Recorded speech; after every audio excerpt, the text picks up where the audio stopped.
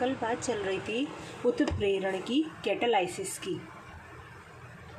मैंने इसकी डेफिनेशन बता दी थी और फिर बताया था इसके टाइप्स, वर्गीकरण, क्लासिफिकेशन कैसे करते हैं। तो मैंने कल बताया था प्रावस्था के आधार पर और एक क्रिया के आधार पर। पहले बात करते हैं प्रावस्था के आधार पर।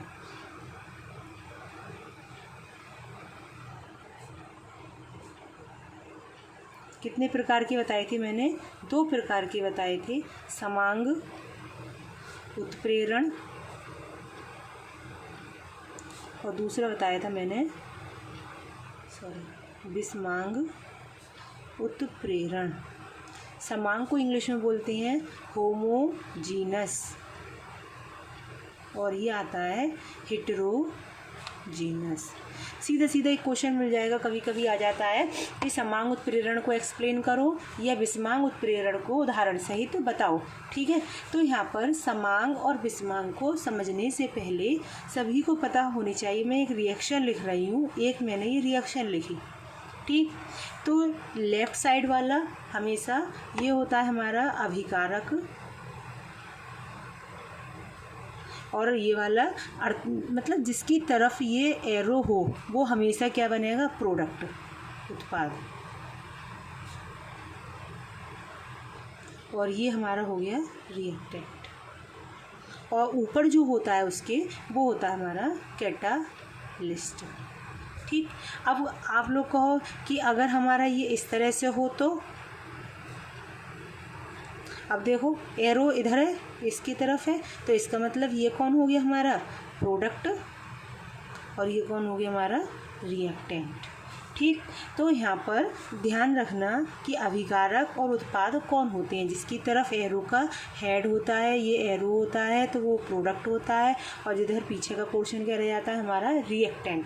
ठीक, अब यहाँ पर समांग और विषमांग की बात करते हैं। देखो कल मैंने एक रिएक्शन ली थी चैम्बर विधि द्वारा। चैम्बर विधि द्वारा सल्फ्यूरिक अम्ल का निर्माण। रिएक्शन क्या लिखी थी? SO2 प्लस O2 और ऊपर NO और बनाया था मैंने SO3। मैंने एक चीज़ और ध्यान दिया होगा तुम लोगों ने कि यहाँ पर मैंने गैस लिखा था, ये भी गैस लिखा था और ये भी गैस लिखा था, बोला था ये लिखना ज़रूरी है। ठीक, बैलेंस कर लेंगे, ये आ जाएगा यहाँ पर, ये हमने बैलेंस कर दी। ठीक, तो यहाँ पर जो हमने इंडिकेट करा, इसको बताया, चिन्ह दिखाया, ये क्या है? गैस है। अब यहाँ पर जो समांग और विषमांग हैं बस इसी पर आधारित हैं कि जब उत्प्रेरक और अभिकारक दोनों समान अवस्था में हो, दोनों की भौतिक अवस्था क्या हो? समान हो, फिजिकल प्रॉपर्टीज़ क्या हो? समान हो, तो वो क्या कहलाता है? समांग उत्प्रेरण का उदाहरण हो जाता है। और अगर अभिकारक और उत्प्रेरक दोनों की फिजिकल प्रॉपर्टीज़ समान नहीं हो तो वो कौन सी हो जाएंगे? हमारे विषमांग उत्प्रेरण का एग्जाम्पल हो जाएगा। ठीक, सीधा सीधा समांग में क्या होगा? हमारा अभिकारक और उत्प्रेरक दोनों की भौतिक अवस्थाएं समान होती हैं तो क्या कहलाते हैं? समांग उत्प्रेरण। और अगर दोनों की भौतिक अवस्थाएं भिन्न होती हैं तो क्या कहलाते हैं? विषमांग उत्प्रेरण कहलाते हैं। अब डेफिनेशन सुनो सबसे पहले समांग उत्प्रेरण की, होमोजीनस कैटालाइसिस। तो देखो, जब रासायनिक अभिक्रिया में उत्प्रेरक तथा अभिकारक एक ही प्रावस्था में होते हैं, एक ही स्टेट में होते हैं, अर्थात उनकी भौतिक अवस्थाएं समान होती हैं, वो एक ही टाइप का मिश्रण बनाते हैं, तो इस घटना को क्या कहेंगे हम? समांग उत्प्रेरण कहते हैं। ठीक, कितनी मैंने 3 तरीके से बता दी कि अभिकारक और उत्प्रेरक की प्रावस्था समान हो, भौतिक अवस्था समान हो या वो एक मिश्रण बनाते हो तो वो क्या कहलाएंगे? हमारे समांग उत्प्रेरण, होमोजीनस कैटालाइसिस कहलाती है। जैसे चैम्बर विधि द्वारा सल्फ्यूरिक अम्ल का निर्माण, ये वाला आ गया। और भी एग्जाम्पल हैं, जैसे इथाइल एसीटेट का निर्माण।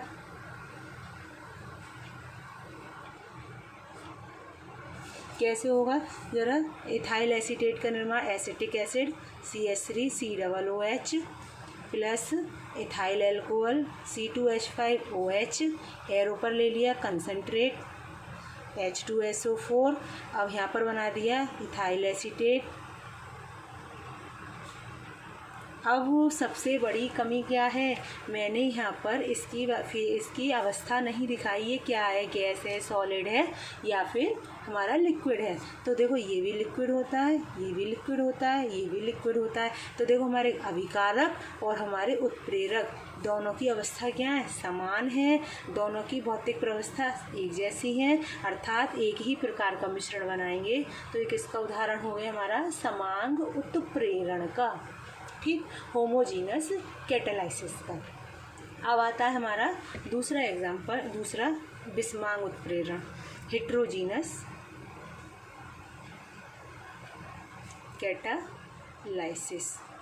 हेट्रोजीनस कैटालाइसिस की अब डेफिनेशन खुद बताओ क्या होगी, कि जब उत्प्रेरक और अभिकारक भिन्न भिन्न अवस्था में होते हैं, अर्थात उनकी भौतिक अवस्था क्या होती है, भिन्न होती है, तो इस घटना को क्या कहेंगे हम, विषमांग उत्प्रेरण कहते हैं।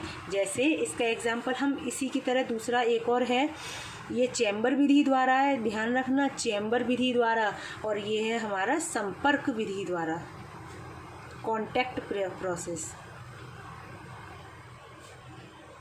और बहुत इम्पोर्टेंट है ये वाली प्रोसेस, ये वाली पढ़ाई जाती हैं दोनों, और इनमें से एक लॉन्ग क्वेश्चन मिलता है, ठीक है।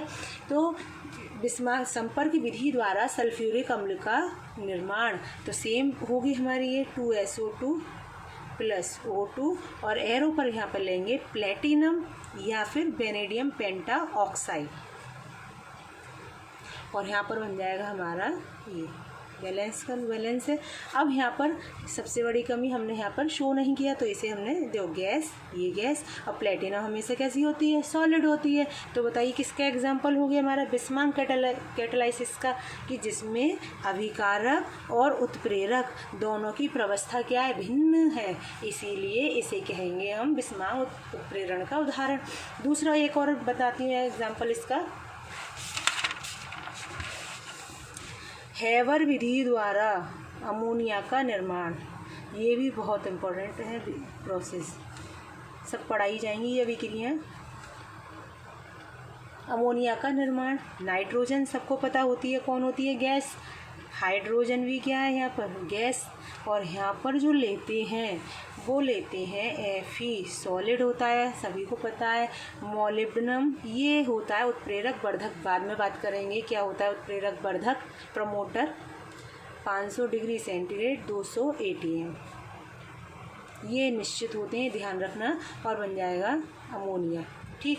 तो यहाँ पर तुमने देखा ये गैस है, ये गैस है, जबकि ये क्या है हमारा सॉलिड है। तो ये किसका उदाहरण हो गया, विषमांग उत्प्रेरण का, जिसमें अभिकारक और उत्प्रेरक दोनों भिन्न अवस्था में होते हैं। तो इस प्रकार को क्या कहेंगे हम, विषमांग कैटालाइसिस। अब आता है हमारा दूसरा, क्रिया के आधार पर उत्प्रेरण का वर्गीकरण, ठीक। तो कल बताया था मैंने कितने प्रकार का होता है ये, 4, कौन कौन सा, धनात्मक, पॉजिटिव, ऋणात्मक, नेगेटिव, स्व उत्प्रेरण, ऑटो और प्रेरित उत्प्रेरण, ठीक।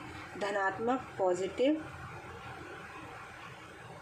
कैटालाइसिस, ऋणात्मक नेगेटिव कैटालाइसिस, ऑटो और इंड्यूस्ड। देखो इन दोनों को तो मैं कल भी एक्सप्लेन कर चुकी हूँ, इनको मैं अभी बता रही। धनात्मक, नाम से लग रहा है धनात्मक, अर्थात ये अभिक्रिया की दर को क्या करते होंगे, बढ़ा देते होंगे। जब किसी पदार्थ की उपस्थिति से अभिक्रिया की दर बढ़ जाती है तो उस पदार्थ को धनात्मक उत्प्रेरक कहते हैं और इस घटना को धनात्मक उत्प्रेरण कहते हैं। जैसे कल भी बताया था, हम संपर्क विधि, वो चैम्बर विधि द्वारा ले लेंगे, चैम्बर विधि द्वारा सल्फ्यूरिक अम्ल का निर्माण, इसका एग्जाम्पल हो जाएगा।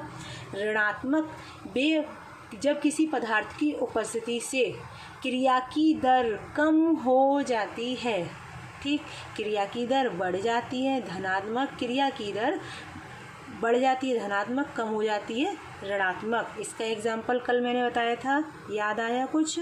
क्लोरोफॉर्म का इथाइल अल्कोहल की प्रेजेंस में क्लोरोफॉर्म के ऑक्सीकरण का मंद होना किसका उदाहरण हो जाएगा? हमारा ऋणात्मक का। अब आता है हमारा स्व और प्रेरित, इन दोनों पर बात करेंगे नेक्स्ट वीडियो में। ठीक है।